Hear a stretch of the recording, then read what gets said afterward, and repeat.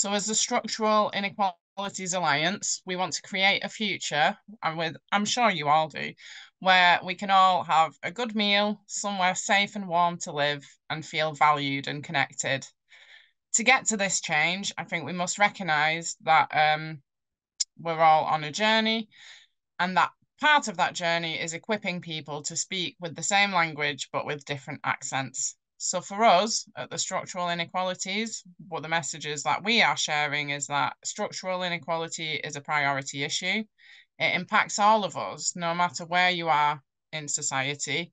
And we do have the power to challenge the faulty systems and practices that have contributed to the state that we're in. So we can all do something.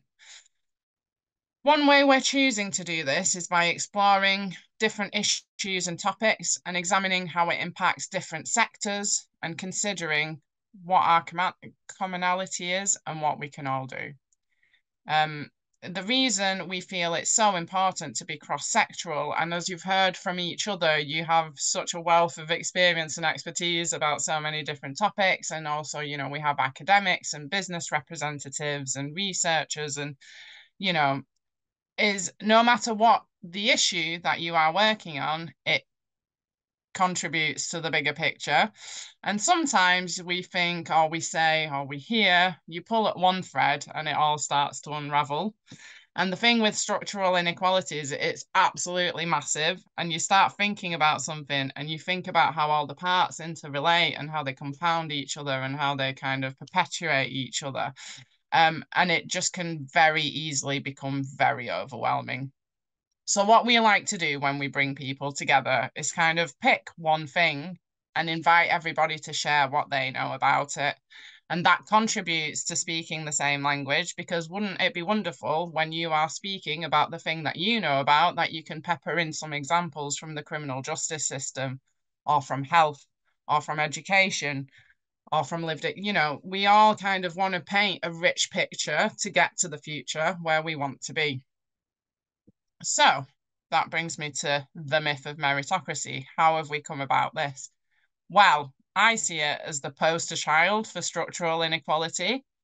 All of our systems are kind of based and founded upon this myth. And not only is it a myth because it doesn't work, and that's not the way that it is, it also just isn't the case. Like, even if meritocracy was real, that isn't how our systems work. So think about the education system. The narrative is those who get the best grades, and they're the ones who work the hardest. And so they deserve to have better jobs and they deserve to be paid more. Now, I'm not going to patronize you by breaking all of that down, because we know that's not how it works. You know, there's so many things that play into the grades that you get at school, from your home life to how well and healthy you are, to how much your parents earn, to where you live. But actually, even if it was true, you don't end up with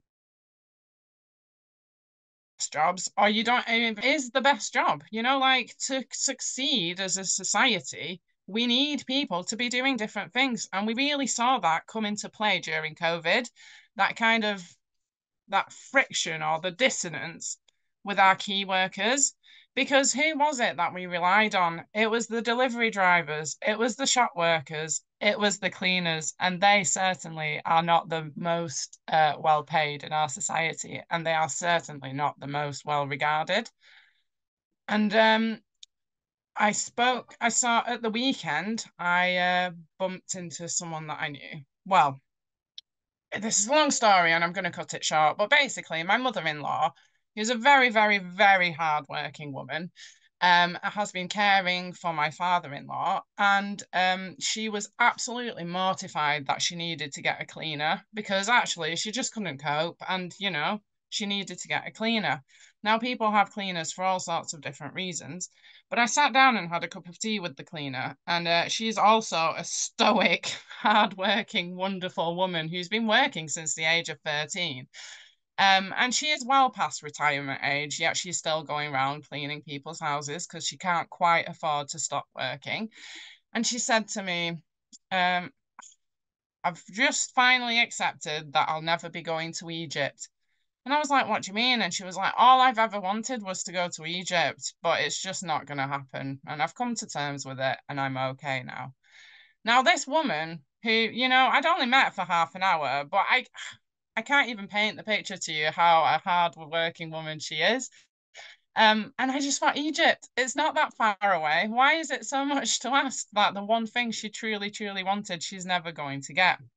So the myth of meritocracy is alive and well, and it's happening everywhere, and it resonates in all of the sectors.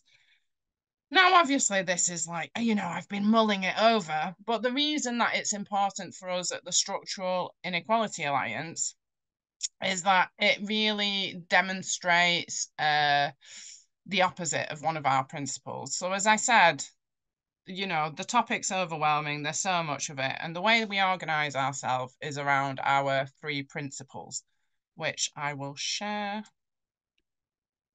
if I know how in the chat now. So these are around fairness and equality, where we believe that equality of outcome is really what we should all be focusing on. It's about intersectionality and evidence. So who creates data? How is that data interpreted? And what picture does it show for us to be making decisions upon? And who actually can bring to life that data? So part of that lived experience story is so important. And the third one is around participation. So to change the structure of society, we need to change who gets to design it. And we really, truly believe that if every single sector, institution, organization, whatever, arranges themselves or aligns themselves to these three principles, then we will have really good foundations to not just challenge, but eradicate structural inequality. So part of what we're doing is playing around with that and really exploring how different elements kind of demonstrate and bring these principles to life. But going back to my notes, because I am ranting on, the myth of meritocracy really reinforces a principle which has been working through policymaking for so long about opportunity of outcome. Sorry, not of outcome, opportunity. I'm got completely confused. Equality of opportunity. Not we, but some people believe that we all have the same chance to have a healthy life, to access a safe home, to eat good food. But that just isn't the case. We are all at different places and we all need different things to actually lead a happy, healthy life. So now that I've got all jumbled up, I'm going to pass on over to Will, who hopefully will paint us a wider picture around meritocracy. So over to you, Will. Thank you. Thanks, Caroline. I'm going to talk for 10 minutes tops, and I'm going to talk a bit about public attitudes to meritocracy before diving into the kind of concepts around it, and then round off with a little bit around where we are at the moment.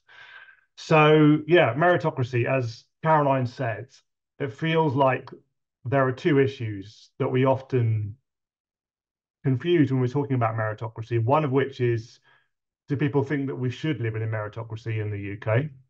And the second is, do people think that we actually do live in a meritocracy in the UK? And from a, if you like, progressive perspective, there are these two linked but separate problems. One of which is that many people do think we live in a meritocracy, despite all the evidence to the opposite. And two is that many people would like us to live in a meritocracy, whether or not they think that we currently do. And my view is that where we have the biggest opportunity to build a consensus across political divides in the UK is by persuading those people who think we live in a meritocracy that we don't, rather than trying to persuade everyone that we shouldn't, if that makes sense. So that second one is a harder sell than just making most people aware that we don't live in a meritocracy and that action is needed to tackle that by reducing inequalities in all their forms. The good news is that increasing numbers of people in the UK recognize that we don't live in a meritocracy or a fair society or whatever you want to call it. And I'm doing lots of polling at the moment, and I'm really struck. Whatever question you ask, I've just done some polling on attitudes to tax reform in the last few days, the proportion of people who are actively opposed to progressive reform on any policy, or sort of actively unconcerned about inequality, if you like, it's pretty much always within 1 or 2 percentage points either side of 15%. That's the group of people who are actively opposed to taxing wealth at the same rate as income from wealth at the same rate as income from work, or who think everything's hunky-dory and aren't concerned about any form of inequality. 15%, so about 1 in 6, 1 in 7. So that's probably your hardcore libertarians and some of your sort of more right-wing Tories. 85% of people in the UK are concerned about various forms of inequality, and I can share some links to some polling we've done around this and on various issues, including on inequality in general and also forms of it. So that's good news, right? We've got this sort of supermajority of concern. I think there are two caveats. One is that for most people, inequality is not the sort of most important pressing concern. It's in the top 10, but it's kind of in mid-bottom table of that list. Having said, of course, lots of issues that are in the top 3 or 5 are intricately linked to inequality, whether that's around cost of living or anything else, but people don't necessarily kind of fully understand the interlinks between them. But the second issue, and this is where I'm going to come back to what I'm supposed to be talking about, is that the mindset around meritocracy and the kind of meritocratic or individualistic worldview retains its grip on a higher proportion of people than that 15 to 85% stat would suggest. And so you've got this kind of, at the moment, this slight collision between people's awareness of what's going on and some of their attitudes shifting. And yet, like the kind of super tanker that takes longer to shift, the mindsets are slower and they are not shifting at the same pace or necessarily even in the same direction. And there's lots of research out there that suggests that you've got a fairly steady 1 in 3 of the population who think individualistically, who want to believe that we live in a meritocracy, even if they may not, if they're subconsciously or consciously aware that we don't. And then you've got about another third who think more structurally. And then the other third are kind of in the middle, not sure, undecided, persuadable. And the challenge, as far as I see it, is to persuade the middle group, but also as many as possible of the group of individualists about the impacts of those structural factors, and that people's life chances, people's life outcomes, people's life experiences are not primarily affected by their individual actions, rather than by the combination of obviously individual actions with those many structural forces.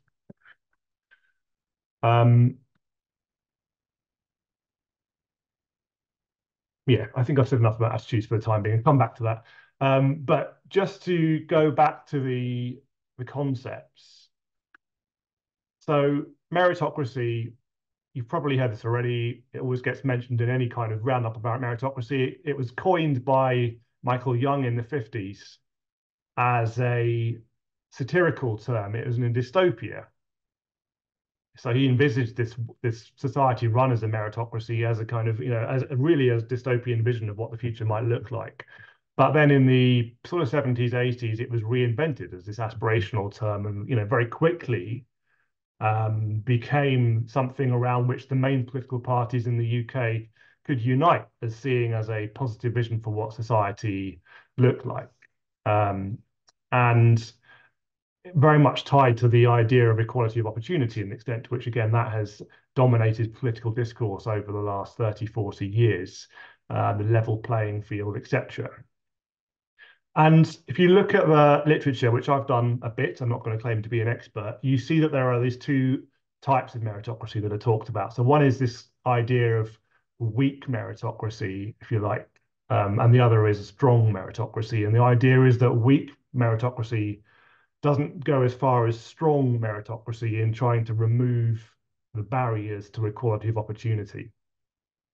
So that weak meritocracy is about achieving what's called formal equality of opportunity, so removing discrimination against particular groups when competing for education or job opportunities on grounds unrelated to their quote unquote merit.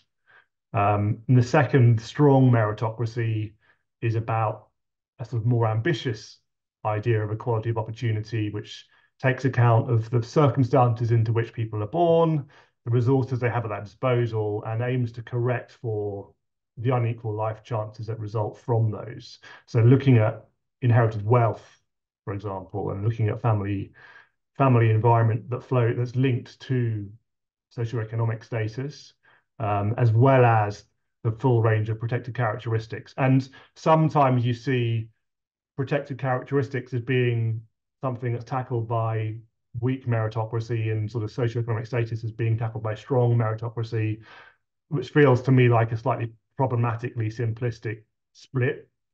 But you do sometimes see that. I would argue it's much more complicated than that, but that there is nonetheless you can draw a conceptual distinction between those two forms. And of course, in the UK right now, we're some way from achieving both forms. Many forms of discrimination still persist, that are more overt, alongside all the forms of structural inequality that intersect, whether that's between groups or between households or individuals.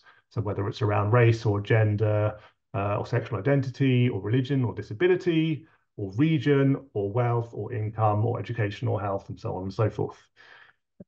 And the weak meritocracy idea remains quite strong, and gets its, it derives legitimacy from, for example, discourse around social mobility, the idea that the brightest and best are able to escape whatever disadvantages they faced in life and get to the top, which of course is problematic because it legitimizes the status quo, and ignores the evidence that there's a direct correlation between levels of inequality, levels of equality and social mobility, that you cannot have meaningful levels of social mobility in a very unequal society, whether, if you like, the rungs of the ladder are too far apart.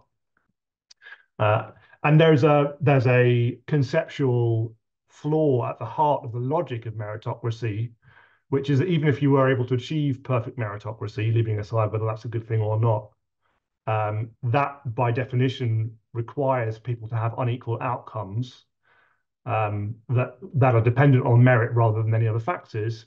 But inevitably, unequal outcomes in one generation will lead to unequal opportunities in the next. So even if you could achieve meritocracy in sort of one generation, there's no way in which logically that continues into future generations. I'm not going to talk about that anymore. I'm going to talk a bit about measuring it. So Just 2 minutes? Last minute also, Will. Yeah.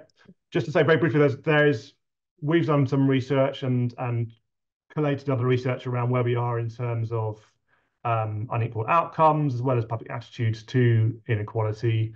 Obviously, there's a difference between there's a sort of academic attempt to try and measure inequality of opportunity as opposed to inequality of outcome, to the extent that those can be meaningfully separated.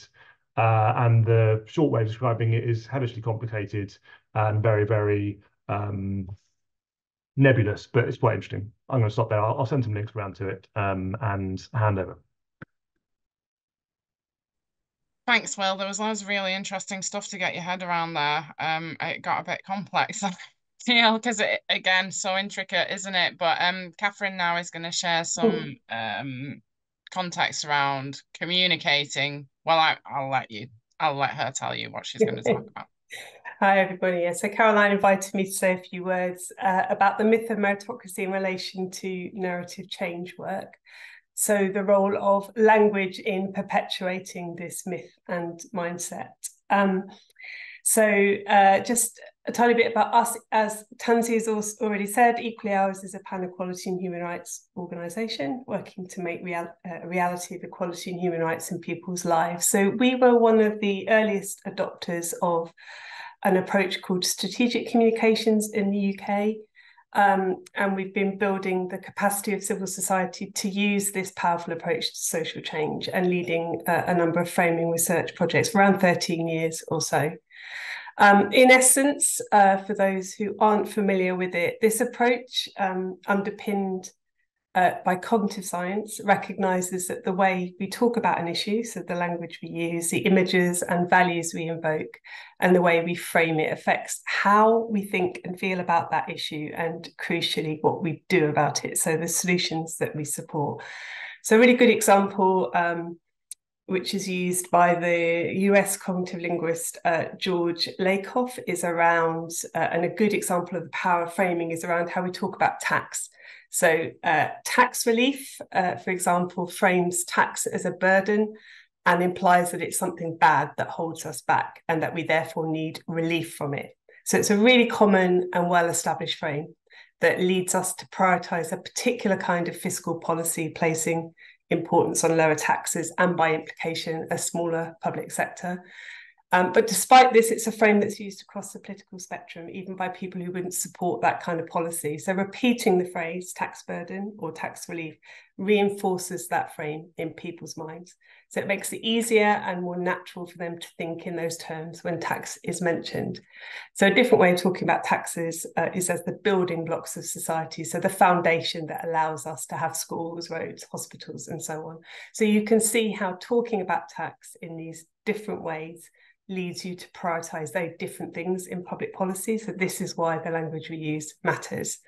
So we've had the privilege to work on a number of significant framing projects. So these include our own work on human rights and inequality, so specifically how to talk about structural inequality, work on framing ageing and demographic change for the Centre for Ageing Better, work on social care, on framing young people's mental health, and most recently some framing work on rape and sexual consent for the Crown Prosecution Service, and on disability with a group of deaf and disabled people's organisations.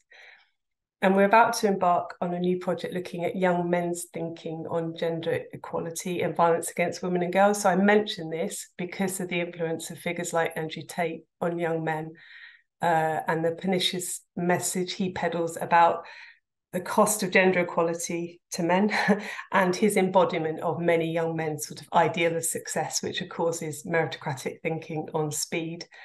So what all this means is that we've sifted through acres of academic papers, attitudinal research and discourse analyses, and we observed many public focus groups and have seen again and again just how entrenched meritocratic thinking is and how problematic that is for progressive change.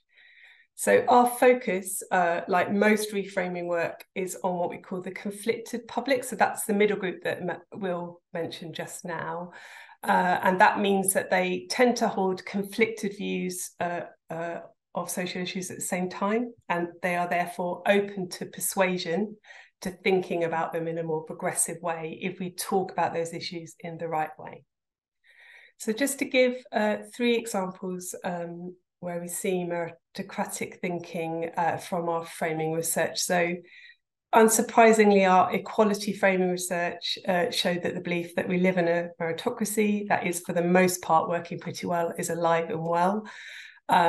This research is a few years old now, actually, so it's quite encouraging, Will, your more recent stats on public attitudes and some green shoots there. But certainly at the time of that research, most of the general public believe that things are generally a level playing field, and that if we work hard enough, we get where we want to in life. It therefore follows that our framing research on ageing and demographic change surfaced the dominant view that how an individual ages is primarily their responsibility and within their control, rather than something that is affected by things like discriminatory attitudes, policies, poorly designed systems, and so on. And what appear on the surface to be those positive narratives of ageing, so older people defying expectations and stereotypes, of course, reinforce the idea that people's own choices, decisions, and behaviours determine how they experience ageing. And there's been other research in this field. So the Frameworks UK research for the Health Foundation also found that people believe that our health is mainly determined through our individual choices. And finally, in our disability framing research, where disability is talked about through a positive lens, we saw how the trope of exceptionalism dominates this narrative. So the triumph over tragedy story, and Paralympians being the most obvious example of this. So why does this mindset matter? So it's a significant barrier, as we all know, to progressive social change. It denies structural inequality. It removes governments and organisations' responsibility for doing something about it, and it fuels individualism and divisiveness. And in fact, the mindset of individualism is one of the three main mindsets. So by that, I mean deep, enduring patterns of thinking identified by Frameworks UK alongside fatalism and othering that underlie those surface attitudes and opinions that we tend to see, particularly in opinion polls. So, and Frameworks UK's new Moving Mindsets project, which is really exciting, will be applying some technology they've used in the US to the UK to track these mindsets over time in the UK. And you see them again and again, all framing research, you see these mindsets lying underneath what people think and how they think. So just to finish on this, what can we do about it? Really, really easy, obviously not. So from a narrative change perspective, I've picked out 4 key things that we can do. So first off, we need to be careful about using the term structural inequality. And I know at the start of the Structural Inequalities Alliance, there was a lot of debate about the name and whether it was a good thing to use that name or not. So we need to be really, really careful about unpacking it. It's not broadly understood. And for that reason, in our inequality research, we tested a number of metaphors to help explain it. And the one that proved most effective was the escalator metaphor, so that we live in an unequal society where some people have a mix of escalators in their path, while others have only down escalators and have to run up them to get where they want to go.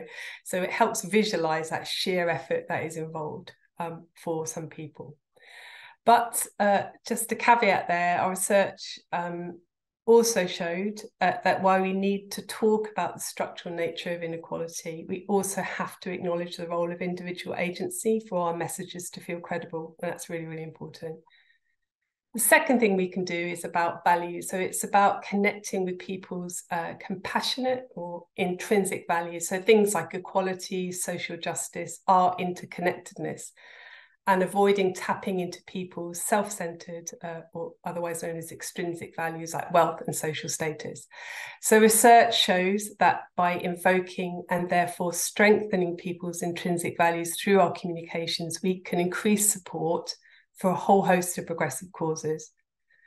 That said, we do need to be careful with the value of fairness, as it's often co-opted to reinforce the meritocracy myth. And some of you may have seen in The Guardian, George Monbiot wrote a really interesting article a couple of weeks ago based on the work of the Common Cause Foundation about the relationship between extrinsic values and the rise of Donald Trump. It's really, really worth reading. So I'll post a link in the chat at the end to that. The third thing we can do is about making sure that when we tell individual stories in our communications, that we always pan out to that bigger structural story behind them. So individual stories, as we know, are often powerful and emotive exactly because they bring an issue to life. But we need to show the structures and systems responsible for the issue and be clear, concrete, and realistic about structural solutions that are needed to address inequality. And finally, while we need to talk about the fact that we don't all have equal chances to thrive, we also need to be what we call widening the us, so to create a broad and diverse us which links back to those intrinsic values of community, connectedness, and concern for others, that bridges the political divide, because as we know, right-wing rhetoric is doing the opposite. It's trying to divide us, to make us close in and be fearful of difference. And in the case of the myth of meritocracy, creating that false moral divide between those who succeed through hard work and ambition and those who fail because they haven't tried hard enough. So that doesn't mean demonizing those who do succeed, which could alienate quite a number of politicians. It means connecting us to one another in the language and the framing that we use. So I'll leave it there. I'm going to post just a few links in the chat to the research, the Monbiot article, and also some information about our strategic communications workshops in case anyone would like to find out more. Okay. Thank you. Yeah, it's like you had those prepared already. Thank you so much. It's magic. So well organized. Thanks, Kathryn. I feel like that was quite energizing and action focused. Charlie, over to you now. I was frantically sending you a message, but I'll just tell you with my words. I think we'd discussed for you to speak for 5 minutes, and then earlier I was like 10 minutes. You can have up to 10 minutes, but if you only want 5, that's absolutely fine. Please feel under no pressure to fill time. So yeah, you may be reassured. Cool. You may be reassured by my opening comments then. Okay. So hi, I'm Charlie. Along with a number of physical and other disabilities, part of my lived experience is being autistic, which means when speaking on subjects I'm passionate about, I can really go off on one. The triumph over tragedy comment that Kathryn mentioned earlier is so damaging to the disabled community. That's something I could really speak on for a long time about. But basically what I'm saying is I've scripted today's talk. So I'm sorry if freestyling is more your thing, but the benefit of that is that I'm more likely to keep to time, Caroline. So hooray. You've already heard some really great opening comments, so thank you, Will and Kathryn. That was really, really great to kind of get some grounding in debunking the myth, setting the definitions, and also the data and insight side as well. It's really good to have some kind of firm facts in there too. So I'm not going to repeat any of that. I'm really excited to listen later on and participate in the discussions, but I've been asked to share with you some thoughts from human experience, specifically from a disability, wellness and health inequalities lens, where both my lived and professional experience lies. I imagine many of us, for various reasons, have suffered at the hands of meritocratic thinking, probably most prolifically in the workplace, being passed up for a job or promotion, pay rise, while those that get the roles or the money just fit better based on assumptions of perceived merit, simply masking a whole host of discrimination. However, this plays out in a number of other settings too, often towards the most vulnerable members of society.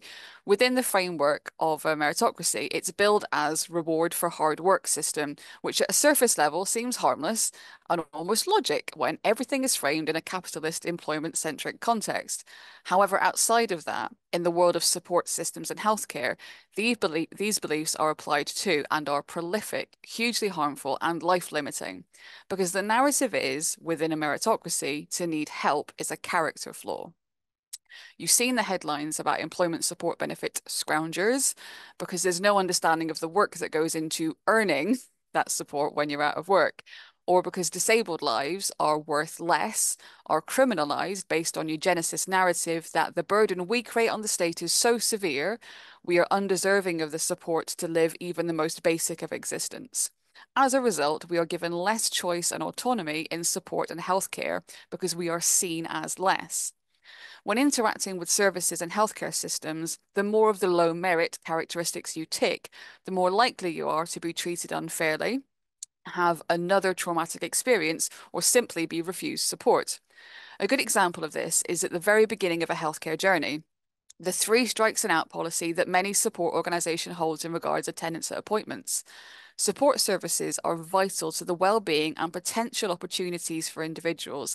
However, there is most often a systems-centered policy in place, whereby if 3 calls are made with no answer, or a client or a service user misses or changes 3 or sometimes even less appointments, then they are automatically discharged from the service with no discussion, and they will have to reapply or go through the lengthy, confusing and barrier-filled process of being re-referred and added back to the waitlist. This is a terrible experience, but is especially discriminatory to those whose lives rarely permit the freedoms others enjoy, and it treats them unfairly, judging them as not engaging with the opportunity. And I really hate that phrase. These people can include those who are parents, carers in temporary or unstable housing situations, are living in unsafe environments, being controlled by others, disabled folks, neurodivergent folks, people from non-heteronormative backgrounds, folks from the BIPOC community, women, young people, so many more, but really can include anyone who is just trying to rebuild their life from a time of destabilization, those low merit characteristics. When you look at a list like this, it's easy to correlate the narratives between the discrimination in systems and the concepts of meritocracy. Needing help is not a character flaw. Just getting by is not a character flaw. Not being on the way to the top is not a character flaw. And this shouldn't affect your access to healthcare and support. On the flip of this, we say what you've been through has made you who you are, as if poor, disabled, and otherwise marginalized folks can't be fully three-dimensional functional members of society without their trauma. This becomes the purpose we serve. You are treated as though your merit or value is your very struggle. And the expectation is to commodify this to function correctly within the system. You end up carrying your pain, sharing your pain for others, education, inspiration, and often enjoyment. This is where we see the truth of the myth within meritocracy. If we are saying that hard work, value, is rewarded, tell people their pain is their value, use them for this to say we have included their voices in systems design, yet they continue to be on those lower rungs, then not only can we see that the rules of the system don't work, but that we are using the rules wrong altogether and are simply perpetuating the same discriminations we always have, which in healthcare and support systems makes and keeps people unwell, damages and even ends lives. In this virtual space today are some of the people within the society and systems that can challenge these concepts and allow people the compassion to just exist, to have hope, and if they want to and have capacity to have and reach for their aspirations. No matter what sector you're joining the conversation from today, I implore you to drive your influence to deconstruct how we assign value, how we acknowledge and reward the value we use in others, why we consider this value to be the scoring system for access to services, and how we challenge this to improve equity of access to healthcare and support. Thank you.